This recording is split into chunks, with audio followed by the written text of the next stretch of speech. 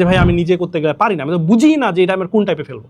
কোনো সমস্যা নাই ভাই, কি করবা জানো, একটা টপিক ভাইয়া বুঝাইলো যে লম্ব রেখা যদি হয় তাহলে ঢাল দয়ের গুণফল হবে -1, আর সমান্তরাল রেখা যদি হয় তাহলে ঢাল দয় কি সেম হবে, এগুলো বুঝাইলো তোমাকে। তো তোমাকে এখন বুঝানোর পর একটা ম্যাথ করাচ্ছে, তো তোমার কমন সেন্স কি বলে যেই ম্যাথটা এখন করাচ্ছে এটা কি কার উপর ভিত্তি করে, মাত্র যেই থিওরিটা দিল এর উপর ভিত্তি করে না।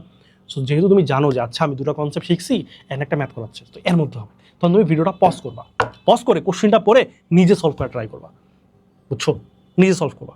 এখন ধরো নিজে করতে যায় 3 লাইন পারছো, 1 লাইন লিখছো, 2 লাইন লিখছো, 3 লাইন লিখছো, তারপর আর পারতেছো না, আটকে গেছো, কোনো সমস্যা নেই, কোনো প্যারাই নেই। মানা যেখানে আটকাইছো তুমি আরেকবার ট্রাই করো, নিজে নিজে মাথা খাটাও, মাথা খাটাও, মাথায় প্রেশার দাও, মাথা রাখবা। যদি প্রেশার না দাও তাহলে কিন্তু ভাইয়া নতুন কানেকশন ক্রিয়েট হবে না, নতুন কানেকশন ক্রিয়েট না হলে তুমি পারবা না। তো ওই জন্য মাথাকে প্রেশার দাও, খাটাও। তো নিজে যখন করবা 3 লাইন পারছো আর পারতেছো না, তখন যখন তুমি দেখতেছো যে কোনোভাবেই পারতেছো না, দেন ভিডিওটা রিজুম করবা, জাস্ট যেই অংশটা তুমি পারো নাই, তো ওই 3 নাম্বার লাইনে আটকাইছিলা, ওই 3 নাম্বার লাইন থেকে 4 নাম্বার লাইনে কেমনে যায় জাস্ট ওটুকু দেখবা, দেখছো ওটুকু দেখার পরে দেন নিজে করো। আবার নিজে করতেছো আবার 3-4টা লাইন পারছো, দেন আবার আটকে গেছো, তাহলে হতাশ হবা না, সমস্যা নেই, কোনো সমস্যা নেই। প্রথমবার তুমি শিখতেছো, শিখার সময় তুমি আটকাও, প্যারা নেই, বাট এক্সাম হলে আটকানো যাবে না।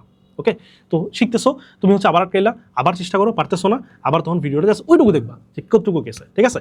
এটা যদি ভিডিও না হয় তুমি সলিউশন দেখে করো, সেম কাহিনী, ঠিক আছে। সলিউশন দেখে ডিরেক্টলি তুমি এমন করবা না কখনোই যে ম্যাথ আছে ডিরেক্ট তুমি সলিউশনটা উত্তরটা দেখলা দেন তুমি খাতায় করলা, এমনটা করবা না। তুমি কোশ্চেনটা পড়ে নিজে খাতায় আগে লিখবা, যেখানে আটকাইছো জাস্ট ওই লাইনটা জাস্ট সলিউশন থেকে দেখবা, পুরোটা না, জাস্ট ওই লাইনটা, ঠিক আছে।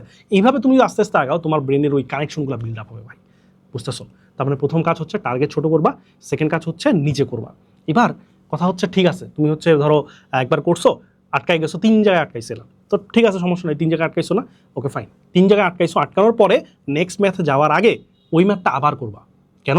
কারণ তুমি যতক্ষণ না পর্যন্ত নির্ভুলভাবে করতে পারতেছো ওই ম্যাথটা করতে থাকবা, রিপিট করতে থাকবা, রিপিটেটিভ। একটু আগে রিপিটেটিভের কথা বললাম না, সেম কাহিনী, রিপিট করবা, ঠিক আছে। সো ওই কাজটা তুমি আবার করতেছো ওই ম্যাথটা, তো তুমি সেকেন্ড টাইম আবার করলা, দেখলা যে এইবার পারছো, অর্ধেক পারছিলা বাট একটা লাইন আটকাইছো, ওকে ফাইন, সমস্যা নেই, করছো না, নেক্সট আবার করো, ইনস্ট্যান্টলি আবার করো, দেখবা যে এইবার তোমার স্মুথলি হয়েছে, আর কোনো সমস্যা নেই।